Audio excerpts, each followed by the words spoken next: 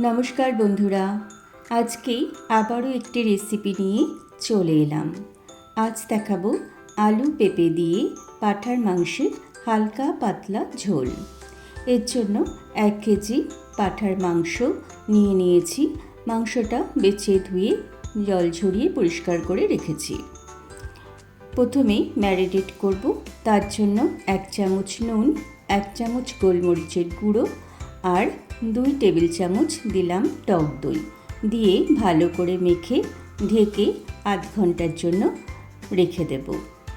মশলায় এখানে 10-12টা কাঁচা লঙ্কা আর একটা পেঁয়াজ নিয়েছি, এটা পেস্ট করে নেব। আর আদা রসুনটা আমি আগেই পেস্ট করে রেখেছি। নিয়েছি পেঁপে, একটু বড় টুকরো করে কেটে নিয়েছি। আর পরিমাণ মতো আলু নিয়েছি আর 2টো পেঁয়াজ কুচি করে রেখেছি, এটা ভেজে ব্যবহার করব। গ্যাসে কড়াই বসিয়ে তেল দিয়ে দিচ্ছি। আমি রান্নাটা সর্ষের তেলেই করব আর খুব সামান্য তেলেই আজকে আমি রান্নাটা কিন্তু করব। তেলের মধ্যে সামান্য নুন আর সামান্য হলুদ গুঁড়ো দিয়ে দিলাম। প্রথমে আলুগুলো ভেজে নেব। পাঁঠার মাংসের অনেক রকম রেসিপি আমরা করে থাকি। বেশিরভাগ রেসিপি কিন্তু একটু রিচ হয়, তবে এই রকম হালকা পাতলা ঝোল খেতেও মাঝে মাঝে খুবই ভালো লাগে। আলুগুলো প্রথমে একটু ভেজে নেব, তারপরে এখানেই জায়গা করে আমি পেঁপেগুলো দিয়ে দেব। আলু আর পেঁপেটা আমি একসাথে ভেজে নেব। আপনারা চাইলে আলাদা আলাদা করেও ভেজে নিতে পারেন।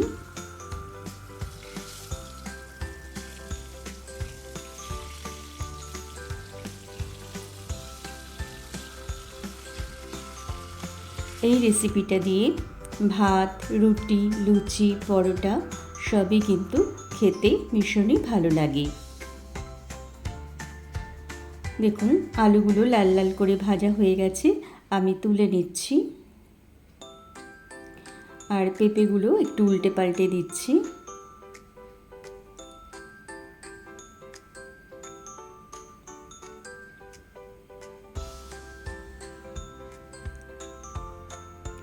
পেঁপেগুলো ভাজা হয়ে গেছে, আমি এখন তুলে নিচ্ছি। এবারে এই তেলের মধ্যে আরেকটু তেল দিয়ে দেব।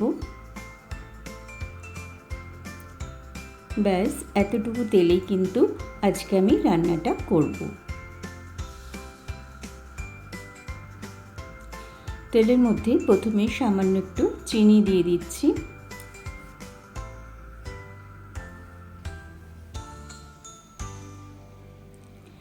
রান্নাবাটি গেলি চ্যানেলে আমার সকল বন্ধুদের জানাই অনেক অনেক স্বাগত। আমার রেসিপি যদি আপনাদের ভালো লাগে তাহলে অবশ্যই আমার চ্যানেলটা লাইক, শেয়ার ও সাবস্ক্রাইব করে দেবেন আর পাশে থাকা বেল বাটনটা প্রেস করে রাখবেন, তাহলে আমার রান্নার নোটিফিকেশন আপনাদের কাছে পৌঁছে যাবে। দেখুন চিনিটা গলে যেতেই আমি 4টে তেজপাতা দিয়ে দিলাম আর যে পেঁয়াজটা আমি কেটে রেখেছিলাম আলুর সাথে সেটা দিয়ে দিয়েছি। এটা এখন লাল লাল করে ভেজে নেব।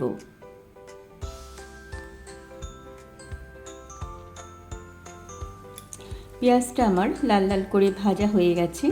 আমি এখন প্রথমে আদা রসুনের পেস্টটা দেব। এখানে 1 চামচ আদা বাটা আর 1.5 চামচের মতো রসুন বাটা আছে। একটু নাড়াচাড়া করে তারপরে আমি যে কাঁচা লঙ্কা আর পেঁয়াজ দিয়ে একটা পেস্ট বানিয়ে নিয়েছিলাম সেটাও দিয়ে দেব। আমি এখানে কোনো শুকনো লঙ্কা ব্যবহার করছি না, তবে আপনারা চাইলে শুকনো লঙ্কা দিয়েও রান্নাটা করতে পারেন।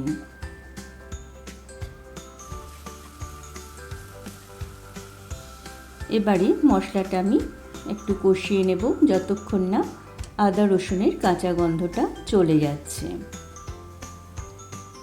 মশলার মধ্যে আমি মাঝে মাঝে একটু গরম জল দেব অল্প অল্প করে, কারণ তেলের পরিমাণটা খুবই কম দিয়েছি, তাই জন্য অল্প জল দিয়ে দিয়ে মশলাটাকে আমি ভালো করে কষিয়ে নেব।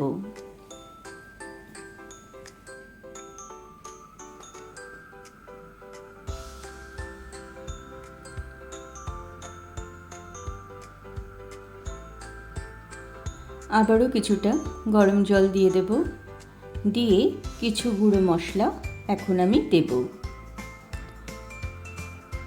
পরিমাণ মতো হলুদ গুঁড়ো দিয়ে দিলাম, দিয়ে দেব 1 চামচ জিরে গুঁড়ো, আর দেব 1.5 চামচের মতো ধনে গুঁড়ো।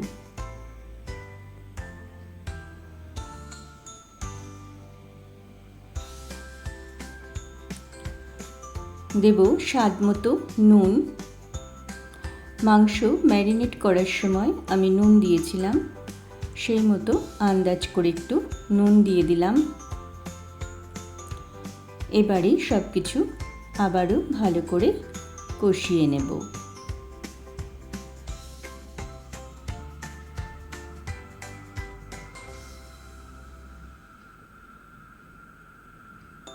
দেখুন মাঝে মাঝেই গরম জল একটু দিয়ে আমি মশলাটা ভালো করে কষিয়ে নিচ্ছি।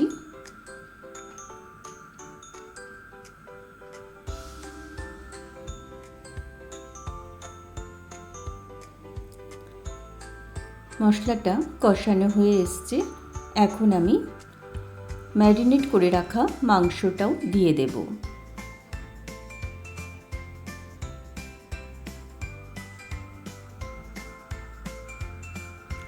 মশলার সাথে মাংসটাও ভালো করে মিশিয়ে নেব।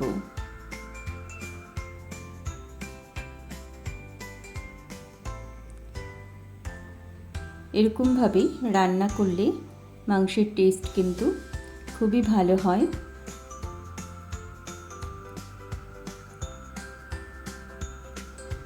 দেখুন মশলার সাথে মাংসটা আমার মেশানো হয়ে গেছে, তারপরে আমি ঢেকে ঢেকে মাংসটা কষিয়ে নিচ্ছি। মাংস থেকে জল বেরিয়েছে, জলটা যতক্ষণ না শুকনো হচ্ছে ততক্ষণ পর্যন্ত আমি কষিয়ে নেব। অপরদিকে একটা বাটিতে আমি একটু গরম জলে গরম মশলা ভিজিয়ে রেখেছি, গোটা গরম মশলা, এটা আমি শিলে বেটে নেব। মাংসটা এখন কষানো হয়ে এসছে, এবারে আমি ঝোলের জন্য গরম জল ব্যবহার করব।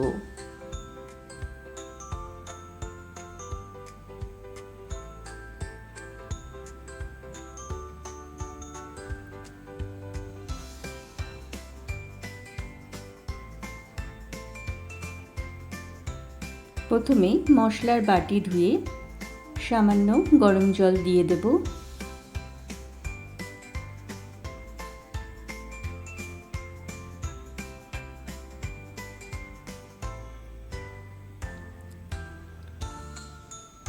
এবারে পরিমাণ মতো গরম জল আমি দিয়ে দিচ্ছি। একটু ঝোল হবে, ওই জন্য সেই অনুযায়ী জল দিতে হবে। জলটা দিয়ে সব কিছু ভালো করে মিশিয়ে দিচ্ছি।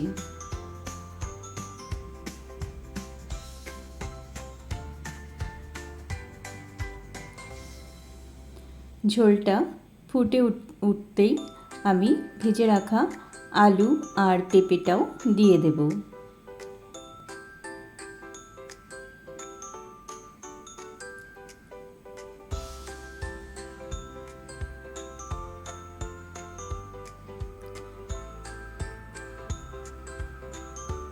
এখন সামান্য একটু কাশ্মীরি লঙ্কার গুঁড়ো দেব, যাতে করে রঙটা ভালো আসে।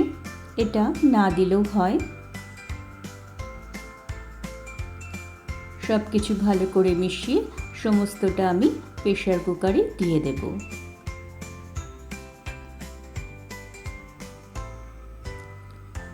দেখুন আমি প্রেসার কুকারে দিয়ে দিচ্ছি। সব কিছু প্রেসার কুকারে দিয়ে প্রেসারের ঢাকা আটকে আমি 6টা সিটি দিয়ে নামিয়ে নেব।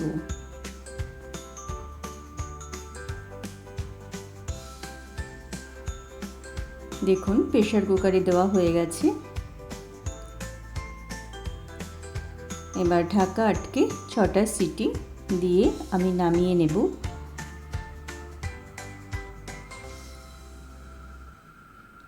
শেষে বেটে রাখা গরম মশলা আর 1 চামচ ঘি দিয়ে নামিয়ে নিলাম। আজকের রেসিপি আপনাদের কেমন লাগলো অবশ্যই জানাবেন কমেন্টে।